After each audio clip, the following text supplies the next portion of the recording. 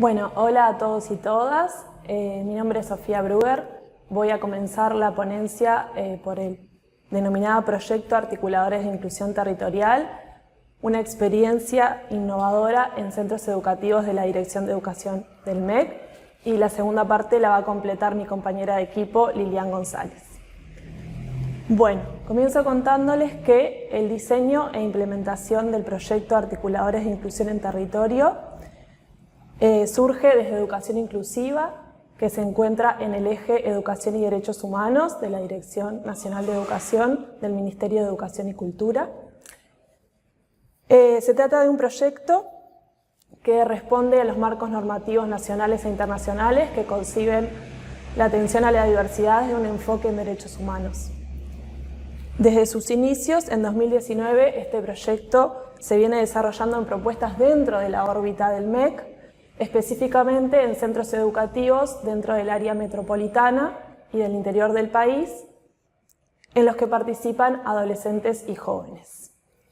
Acerca del rol de articuladores de inclusión en territorio, contarles que es llevado adelante por un equipo de profesionales formados en la temática de educación inclusiva y con experiencia de abordaje en diversos ámbitos educativos y de articulación territorial.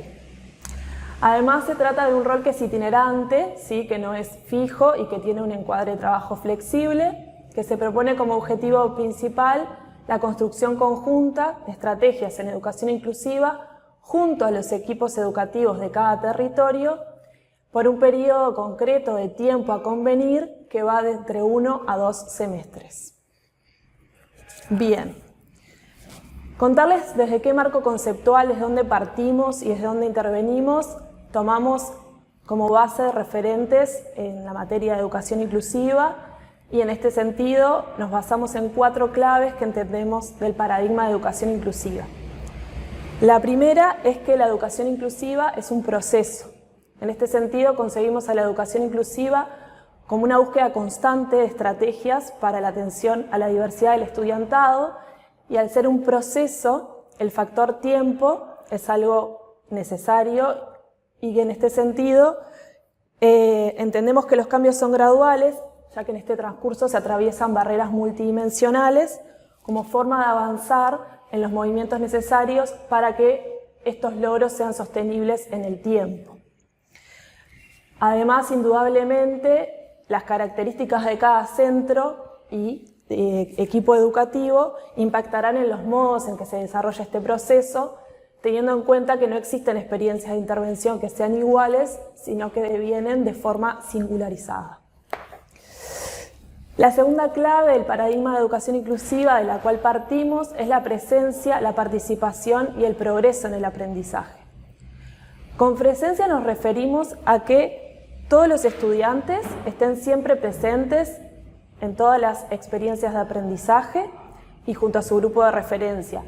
Y en este sentido nos parece importante la responsabilidad institucional para promover la asistencia sostenida, sobre todo de estudiantes que están en mayor riesgo de exclusión educativa, generando las condiciones para poder fortalecer la pertenencia a partir del imperativo de no dejar a nadie atrás en la educación. La participación implica la condición de que todo el estudiantado, sin excepción, participe y lo haga de forma activa. Esto no quiere decir que todo el grupo participe de la misma manera, sino que deberán de ampliarse el abanico de posibilidades para esta participación. Y el progreso en el aprendizaje tiene que ver con que el estudiantado, al acceder y al participar activamente, logre alcanzar un aprendizaje óptimo, es decir, que los aprendizajes se den de forma real. En síntesis, estos 3 componentes repercuten en la concreción de procesos educativos que se basan en la diversificación pedagógica y en el desarrollo de una cultura transversal, inclusiva transversal. La tercera clave del paradigma de educación inclusiva es la identificación y eliminación de barreras. En sintonía con el modelo social, con el modelo de barreras sociales, en el que el foco histórico puesto en la persona se desplaza hacia los entornos educativos, la tarea del equipo de articulación territorial pretende descentrar la mirada exclusiva en el estudiantado, ¿sí? Y en este sentido, hay una clara intencionalidad por desmarcarse de la lógica integradora en la que se basa el modelo médico asistencial. Es por esto que la tarea se centra en el trabajo conjunto con los equipos educativos de los centros y en las propuestas pedagógicas. Y el objetivo es generar herramientas y empoderamiento docente para poder identificar y posteriormente eliminar las barreras para el aprendizaje y la participación, dentro de las cuales se pueden encontrar barreras de la comunicación, barreras del acceso físico, barreras cognitivas, barreras didácticas y barreras actitudinales. El cuarto componente del paradigma de educación inclusiva del que partimos es el énfasis en quienes están en mayor riesgo de exclusión. En este sentido, para que los cambios sean sostenibles en el tiempo, todas las voces deben ser escuchadas y contempladas, especialmente la de aquellos colectivos que han estado históricamente marginalizados, como pueden ser personas con discapacidad, grupos étnicos minoritarios y también personas con identidades disidentes que han sido discriminadas por esto o por motivos de orientación sexual. Bueno, por último, comentarles cómo se organiza o cómo se dispone el proceso de trabajo del equipo de articulación territorial. Encontramos 5 fases en la experiencia de intervención. La primera tiene que ver con la familiarización. Para dar inicio a la tarea se realizan reuniones con los equipos educativos de cada territorio. En esta primera fase es fundamental la identificación de buenas prácticas preexistentes y también se realiza un mapeo de recursos institucionales, sociales y comunitarios. La segunda fase tiene que ver con la construcción de la demanda. En virtud de estos encuentros con los equipos educativos, se realiza un relevamiento de las demandas a partir de las situaciones que está atravesando el centro. El encuadre de trabajo en este momento es muy flexible y atiende los emergentes territoriales.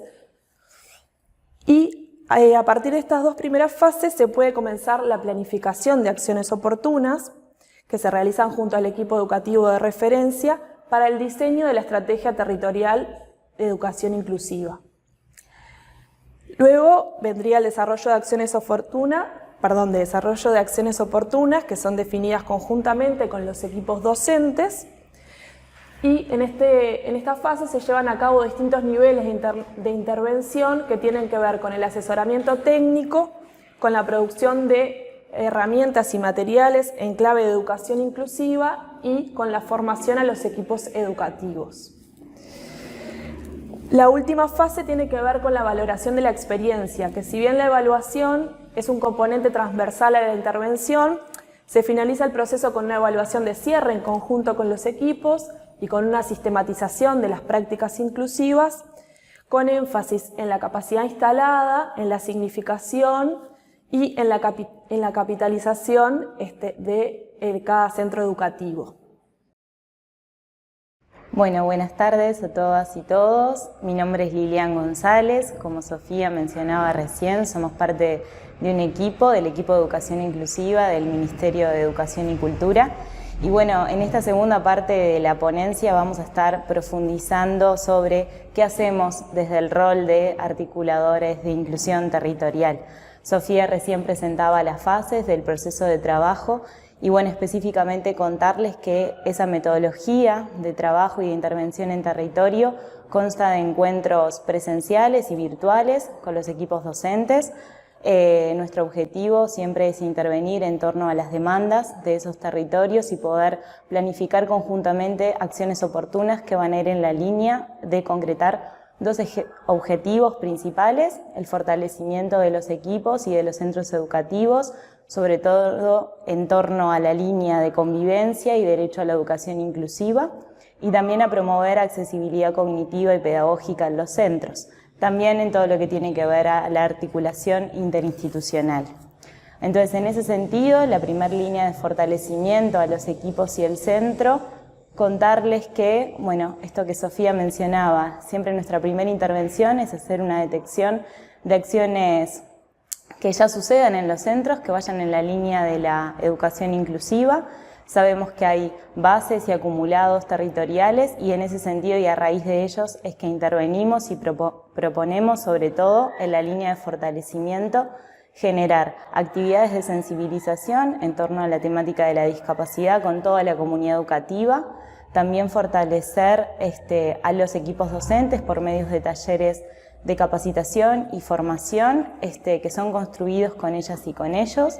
En general los antecedentes han sido en torno al diseño universal del aprendizaje, la detección de barreras y facilitadores para la inclusión y también talleres sobre el modelo social de la discapacidad.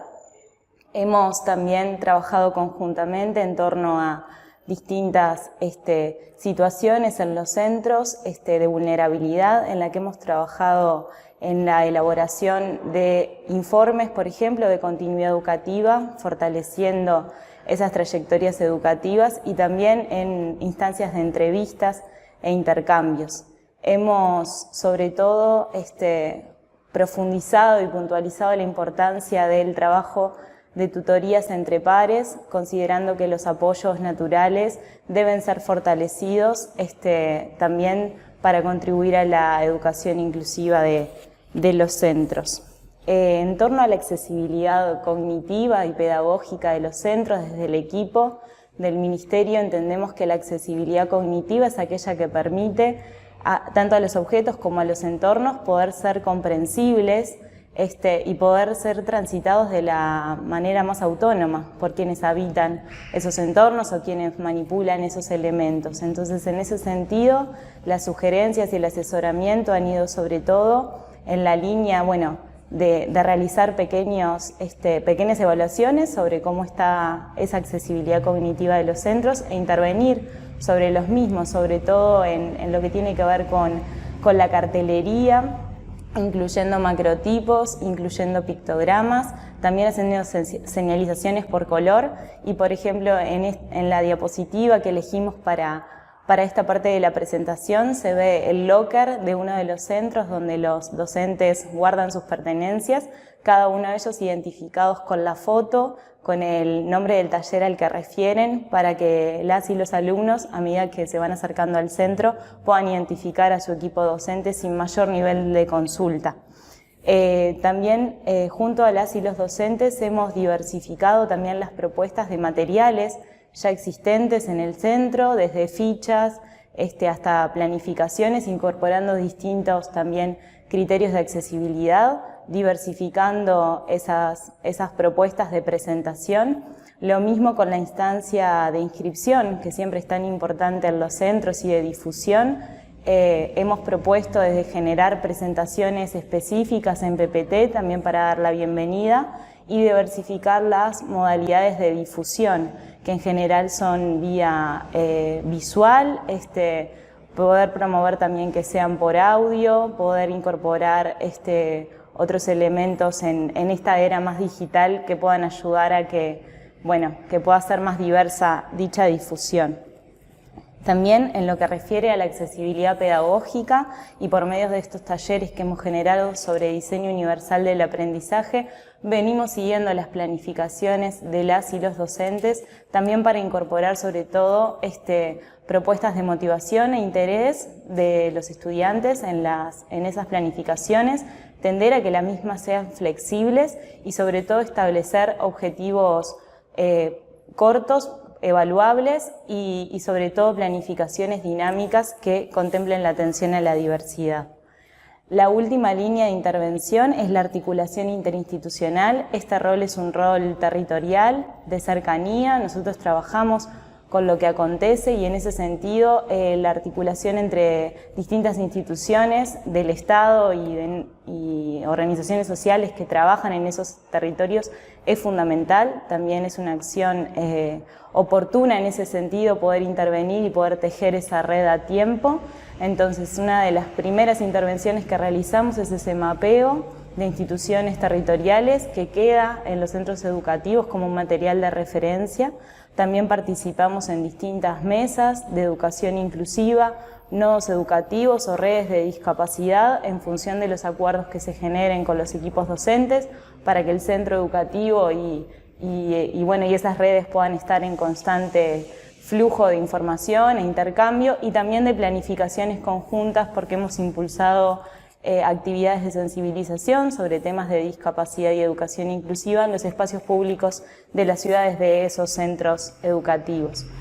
Hasta aquí el trabajo del rol desde su planificación y su diseño, pero también en este año tan particular nos vimos en la necesidad de reprogramar algunas acciones y sobre todo intervenir y generar estrategias específicas en virtud de la emergencia social y sanitaria que nuestro país está viviendo. Entonces, el primer movimiento fue adaptarnos a las nuevas reglas de la virtualidad y en ese sentido propiciar que las y los docentes puedan conocer el estado de situación de sus alumnos, conocer realmente cuáles eran las disposiciones de conectividad, los apoyos existentes o no en las familias para la promoción de distintos tipos de tareas, también la diversificación de la presentación de los formatos de esas tareas que fueron desde el papel, en aquellos casos donde la conectividad era nula y los estudiantes iban a retirar su vianda al centro educativo, se llevaban las tareas en formato papel y las devolvían, ¿no?, en un flujo y en un intercambio con sus docentes, hasta propuestas digitales que iban desde el video, el audio, una presentación más artística de la respuesta, ¿no? En ese sentido también promovimos flexibilidad, brindamos materiales sobre COVID-19 en formatos accesibles y también intervenimos sobre el protocolo de retorno a las clases impulsados por el Ministerio. El mismo también fue trabajado con los equipos y presentado en distintos formatos accesibles en el centro, como se ve en la foto que acompaña esta diapositiva. Incluimos macrotipos, incluimos pictogramas y lectura fácil para que el protocolo también fuese más comprensible para todas y todas.